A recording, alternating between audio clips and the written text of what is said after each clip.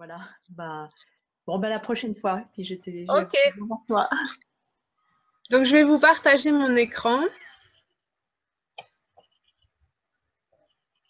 Hop.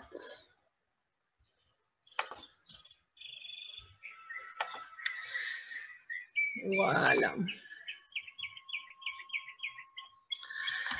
Alors, au niveau de la naissance physiologique, donc ce dont j'ai envie de vous parler, comment est-ce que ça commence? Comment est-ce que le corps de la femme se met en travail? Alors ça, il y a encore pas mal d'études sur le sujet. C'est quelque chose qu'il faut encore creuser, c'est ce signal de départ, mais a priori, ce serait au niveau du bébé. Parce que le bébé, à un moment donné, il devient de plus en plus grand, il prend de plus en plus de place dans votre utérus, et du coup, il va y avoir deux changements au niveau de vos hormones. Il va d'abord y avoir au niveau de votre placenta, il va y avoir un changement au niveau de l'hormone de cortisol. Alors, l'hormone de cortisol, c'est un peu une hormone de stress. Est-ce que c'est le bébé est-ce que c'est parce qu'il se sent un petit peu à l'étroit et il se met à produire ce signal? Mais aussi, au niveau de sa tête devient de plus en plus grosse. Et donc, ce petit dessin-là, ça représente le bébé avec sa tête qui va se mettre à appuyer de plus en plus sur le col. Il va descendre de plus en plus et appuyer sur votre col et vous allez libérer localement de la prostaglandine, qui est une autre hormone.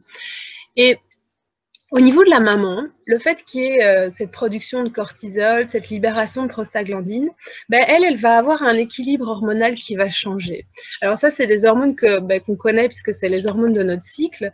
Elle va se mettre le taux de progestérone, ça c'est une hormone, c'est l'hormone de la grossesse. C'est l'hormone qu'on produit lorsqu'on est enceinte, c'est l'hormone qui permet d'avoir ce relâchement qui accueille la grossesse.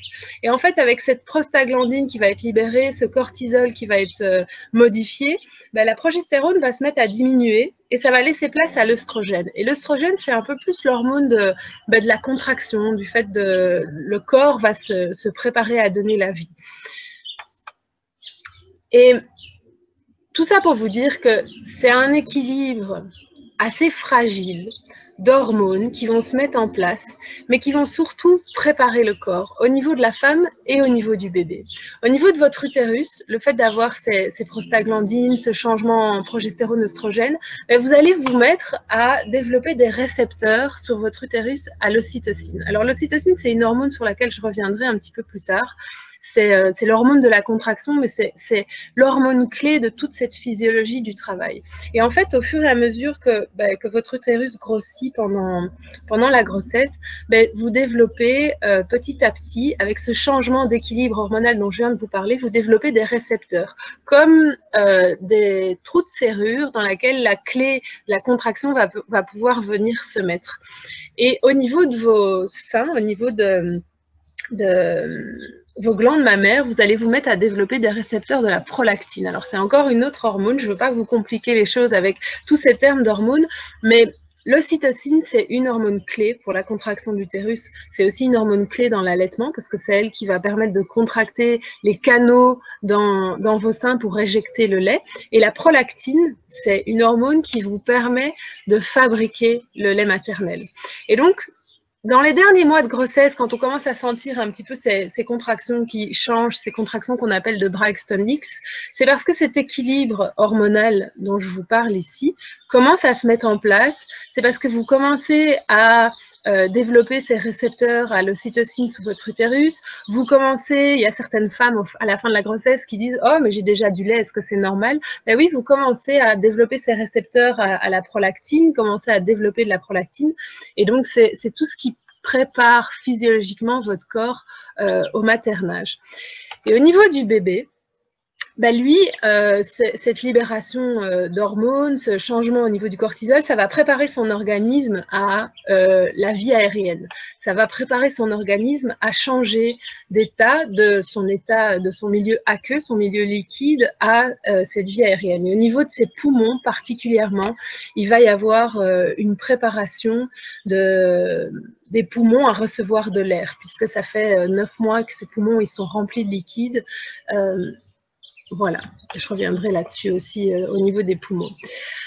Alors, tout cet équilibre hormonal, à un moment donné, va arriver à un point que votre corps va se mettre à produire de l'ocytocine. Et l'ocytocine, c'est vraiment l'hormone clé de la physiologie du travail. Et là, les contractions vont commencer à apparaître. Des contractions qui sont différentes de celles que vous avez pu ressentir pendant la grossesse. C'est les contractions qui vont vous faire le petit signal de « Ah, là, je sens qu'on n'est plus dans ces petits pincements dans le bas du dos, dans le bas du ventre qui préparent le corps, on est dans autre chose. » Et votre corps va se mettre à produire de l'ocytocine au niveau de votre cerveau, mais aussi localement, au niveau de votre col et de votre utérus. Et là, il y a quelque chose d'important à comprendre par rapport à l'ocytocine qu'on produit naturellement. C'est que il y aura d'une part des grosses molécules d'ocytocine produites localement et par votre cerveau, et puis il y aura d'autre part des molécules toutes petites d'ocytocine. Et les grandes molécules vont avoir une action là où elles doivent avoir une action, c'est-à-dire sur votre utérus, sur votre col, pour convenablement les contracter. Et ça, ces grosses molécules dont je vous parle, c'est l'équivalent de ce qui se trouve dans une poche d'ocytocine artificielle qu'on vous met à l'hôpital. Sauf que dans votre corps, physiologiquement parlant, il y a aussi des plus petites molécules d'ocytocine qui, elles, ne vont pas agir au niveau du sang, elles vont agir au niveau de votre système nerveux. Et elles vont agir au niveau de votre comportement. Et l'ocytocine, c'est une hormone qu'on produit dans plein de situations différentes de notre vie. En fait, on produit cette hormone quand on se sent bien, quand on partage un verre entre amis, quand on reçoit un massage, pendant le rapport sexuel, c'est cette hormone-là qui est produite. Et cette hormone, sur notre comportement, elle a comme effet de nous calmer, de nous donner l'envie de contact. Elle nous apporte un sentiment de paix, un sentiment de contentement, un sentiment de confiance, de courage, tout ce dont on a besoin quelque part pour aborder complètement ce travail de donner naissance à son enfant. Elle nous met bien, mais cerise sur le gâteau, c'est que cette hormone, son influence sur notre comportement, c'est qu'elle va diminuer notre sensation douloureuse. Elle la diminue parce qu'en fait, elle nous soulage en dédramatisant ce qui nous arrive. C'est naturellement son effet. Et du coup, non seulement l'ocytocine est responsable de la contraction, comme je vous expliquais au début, mais aussi de votre état de détente. Et c'est cet état, c'est cette alternance de contraction et de détente qui va permettre un beau travail pour faire avancer votre bébé dans votre filière pelvienne. Et à côté de cette hormone de l'ocytocine, il y a des livres fabuleux, dont notamment une chercheuse suédoise, je ne pourrais pas dire son nom sans l'écorcher, qui a écrit un livre qui s'appelle L'ocytocine, l'hormone de l'amour, et qui décrit pendant 300 pages toute l'influence que l'ocytocine peut avoir sur notre comportement dans toutes les situations de notre vie, outre que l'accouchement ou l'allaitement. Mais c'est une hormone, c'est l'hormone de l'amour, une hormone très intéressante. À côté de cette hormone, vous allez produire, lorsque vous êtes dans un travail physiologique, vous allez produire de l'endorphine. Alors l'endorphine, c'est encore une autre hormone tout à fait merveilleuse parce que c'est quelque part notre antidouleur naturelle qu'on produit dans notre corps lorsqu'on se met en travail. On peut la produire à d'autres moments, mais elle va encore avoir une influence supplémentaire sur le fait de diminuer la sensation douloureuse, et elle va... L'endorphine, c'est ce qui nous met, sur notre comportement, c'est ce qui nous met un peu dans le brouillard. Souvent, on dit que les femmes ont une amnésie physiologique de leur travail et de leur accouchement pour oublier la douleur. Mais en fait, c'est pas du tout ça. C'est juste que c'est une amnésie qui est un peu provoquée par l'endorphine et l'état dans lequel elle nous met. Et en fait, au plus on produit de l'endorphine, au plus on va être capable de lâcher prise. Au plus, on va basculer sur l'instinct. Et cette notion de bascule sur l'instinct, je vais y revenir un tout petit peu plus tard parce que à ce moment-là, je vais vous expliquer le fonctionnement de notre cerveau et où ça se passe, cette libération hormonale dans notre cerveau. Et du coup, il va y avoir comme un cercle virtueux de production d'ocytocine, de production d'endorphine. Et en plus, l'ocytocine, elle a ce signe magique, c'est qu'au plus on en produit, au plus on arrive à en produire, et donc il y a la montée en puissance de l'accouchement, c'est-à-dire que les contractions sont de plus en plus efficaces, la détente est de plus en plus profonde, et on bascule complètement. On est dans un travail, on est dans la phase active du travail, et le corps là, il sait tout à fait ce qu'il y a à faire, il n'y a absolument pas besoin de l'aider, et la femme, en basculant sur son instinct, ben, elle est complètement connectée à son ressenti. Elle ne peut pas mettre des mots. À ce moment-là, on lui parlerait, c'est pas possible. Je vous expliquerai aussi pourquoi un petit peu plus tard, mais elle ne peut pas mettre des mots sur comment est-ce qu'elle sait quoi faire à ce moment-là. C'est-à-dire qu'elle va adapter spontanément les positions qui vont bien pour accompagner son bébé dans la descente dans son bassin. Elle va adapter le souffle qui va bien. Est-ce qu'elle doit respirer un petit peu plus vite? Est-ce qu'elle doit respirer un peu plus profondément? Est-ce qu'elle doit respirer un petit peu? À ce moment-là, elle est, quand elle est soumise à ça, à cette physiologie et que c'est absolument pas perturbé, elle sait exactement ce dont elle a besoin. Et du coup, ben, son bébé continue sa progression dans le bassin, le col s'ouvre de plus en plus et puis à un moment donné, on arrive à dilatation complète. Et le bébé continue à descendre dans les eaux du bassin et à un moment donné, il arrive sur le périnée. Et on se trouve juste avant la poussée. Et là, en fait, tout change. Tout change parce que pour elle, pour la maman, les sensations changent. C'est plus les mêmes sensations, c'est plus cette alternance de contraction, détente qu'elle avait vécue jusqu'à ce moment-là. C'est une sensation de poussée qui arrive bien en bas dans son périnée, qu'elle ne connaît pas, et qui va lui faire se mettre à produire une autre hormone. C'est l'hormone de l'adrénaline. Alors, l'adrénaline, c'est un peu l'hormone du stress, c'est l'hormone qui nous met en action, c'est l'hormone qui nous tient éveillés, et c'est une hormone qui est antagoniste à l'ocytocine, parce que là où il y a, vous l'aurez compris par rapport à ce que je vous dis sur l'influence que l'ocytocine a sur notre comportement, ben là où il y a de l'ocytocine, il n'y a pas d'adrénaline, et là où il y a de l'adrénaline, du stress, de l'action, ben il n'y a pas d'ocytocine. Sauf qu'elle en a besoin, la maman à ce moment-là, de produire de l'adrénaline. Et le bébé, il va aussi se mettre à produire de la noradrénaline, c'est similaire à de l'adrénaline. Mais pour la maman, elle en a besoin parce que déjà, ça va lui donner l'énergie de pousser. Et puis, ça va provoquer plein de choses dans son corps. Au niveau de son utérus, ça va réduire ses fibres musculaires. Elles vont se raccourcir physiologiquement. Je trouve ça incroyable. Enfin, moi, je m'émerveille de tout ça, mais physiologique, donc ces fibres musculaires au niveau de son utérus vont se mettre à raccourcir. Et du coup, elle va avoir encore plus de force pour pouvoir pousser son bébé. Et au niveau de son périnée, ben, les muscles vont spontanément se relâcher, se soulever et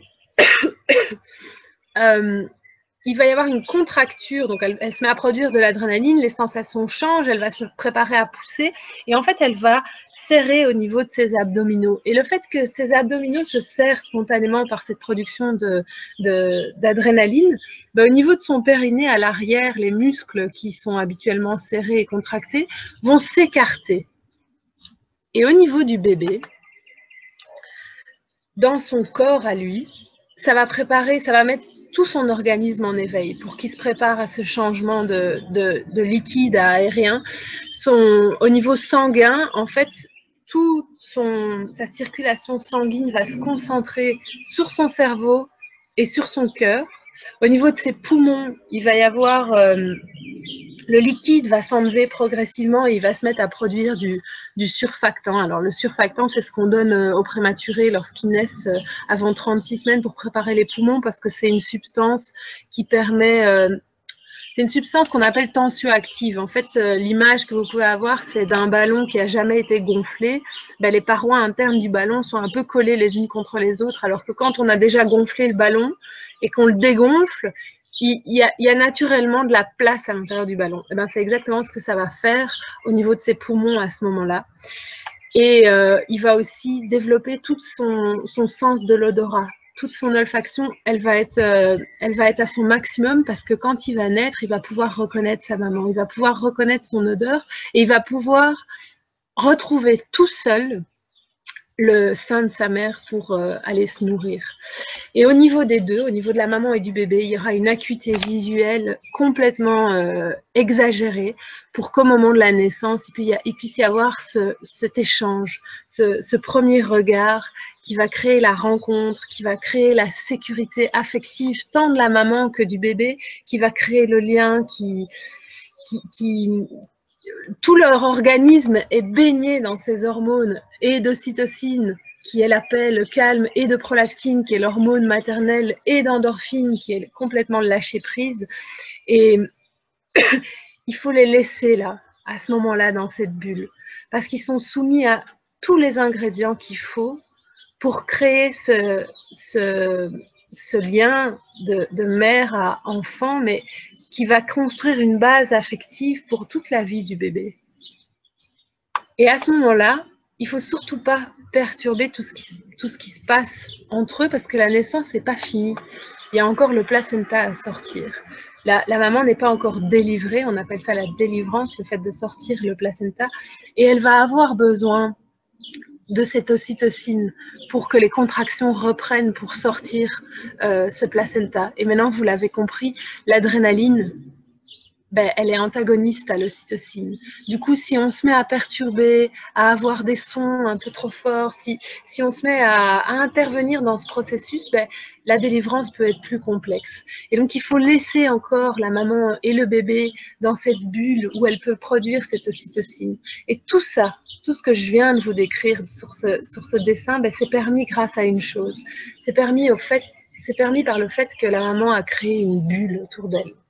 Alors la maman, quelqu'un d'autre, on va en parler dans les clés, mais cette bulle dont je vous parle, c'est une bulle de sécurité, mais elle est permise par quelque chose. C'est par le fait qu'on comprenne comment fonctionne notre cerveau. Donc nous, on a un cerveau qui réfléchit. C'est la première chose là que je vous ai dessinée, c'est notre néocortex, c'est le cerveau qui réfléchit, qui anticipe, qui se pose des questions. Lui, il ne sait pas comment accoucher. C'est lui qui gère aussi les peurs. Mais par contre, on a un autre cerveau. C'est cette boule-là que je vous ai dessinée. C'est notre cerveau archaïque. C'est le cerveau le plus ancien. C'est notre cerveau reptilien qu'on partage avec tous les mammifères. Et en fait, c'est lui qui est responsable de notre production hormonale pendant l'accouchement. Et c'est notre cerveau qui sait exactement comment donner la vie. Alors, cette production d'hormones, elle est involontaire, donc on ne va pas pouvoir la mettre en place nous-mêmes volontairement par notre cerveau qui réfléchit, notre néocortex, mais par contre, on va pouvoir l'inhiber. Parce que vous avez compris, là où il y a du stress, ben, il n'y a pas d'ocytocine, mais là où il y a notre cerveau qui réfléchit, il n'y a pas d'ocytocine non plus qui se produit. Donc, il va falloir éteindre, il va falloir se mettre ce cerveau en off. Et alors, il y a plusieurs choses qu'on peut mettre en place pendant le travail. Là, je vous parle de pendant le travail, mais après, je vais revenir avec les 5 clés sur ce qui peut se mettre déjà en place en amont pendant la grossesse. C'est la pénombre.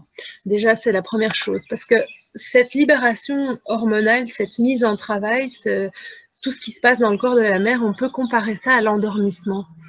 On peut comparer ça aux conditions qu'on met pour s'endormir. On ne va pas s'endormir à la pleine lumière. Et donc, c'est la pénombre, c'est le calme. Ce n'est pas forcément poser des questions. Quand on pose des questions, on vient solliciter ce cerveau qui réfléchit, on vient perturber, inhiber ce processus spontané et involontaire.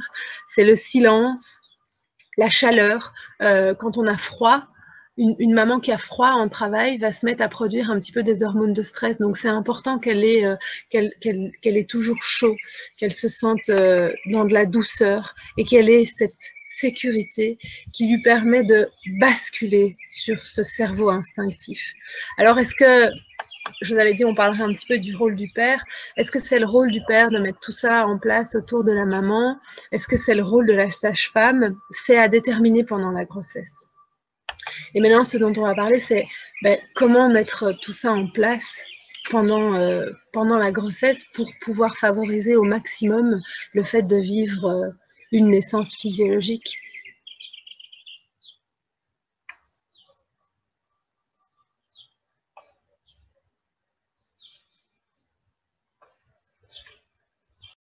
Alors, je vous demanderai pour celles qui sont là, qui ne se sont pas forcément encore manifestées, si vous pouviez juste me partager ce que ça fait d'entendre tout ça. Est-ce que c'est quelque chose que vous connaissiez? Est-ce que vous ne connaissiez pas du tout? Qu'est-ce que ça provoque en vous? Est-ce que ça vous donne envie? Est-ce que pour vous, c'est toujours une nébuleuse et puis en fait, ça met encore plus de complexité là où il n'y en avait peut-être pas? Voilà. si vous pouviez en 2-3 mots me partager pour que je puisse savoir où vous en êtes. Et puis moi, avant de, je vous laisse le temps d'écrire puisqu'il y a ce décalage. Pourquoi je vous ai parlé de tout ça? Pourquoi je vous ai fait ce dessin finalement? Certainement pour vous permettre de comprendre votre corps, de savoir comment ça marche, de comprendre l'effet que votre physiologie peut avoir sur vous, sur votre comportement, sur votre bébé, mais aussi sur le lien, quelque part pour donner des clés au papa pour savoir comment se positionner au moment de la naissance au naturel et quels sont les gestes simples. Mettre de la pénombre, assurer le silence, fermer les rideaux plutôt que les laisser ouverts si c'est un accouchement en plein jour, répondre plutôt lui-même aux questions que le corps médical aurait éventuellement à poser pour assurer cette bulle autour de la maman. Voilà, c'est déjà des petites pistes à vous donner. Mais surtout, pourquoi je vous parle de tout ça? C'est parce que en tant que sage-femme, la plus grande sécurité que moi je peux vous apporter, c'est votre physiologie.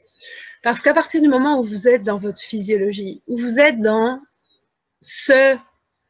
la manière dont votre corps est fait et fonctionne pour donner la vie, c'est là où vous et votre bébé, vous serez le moins en danger, puisque vous êtes complètement dans ce qui sait faire naturellement, dans ce comment il a été programmé pour donner la vie.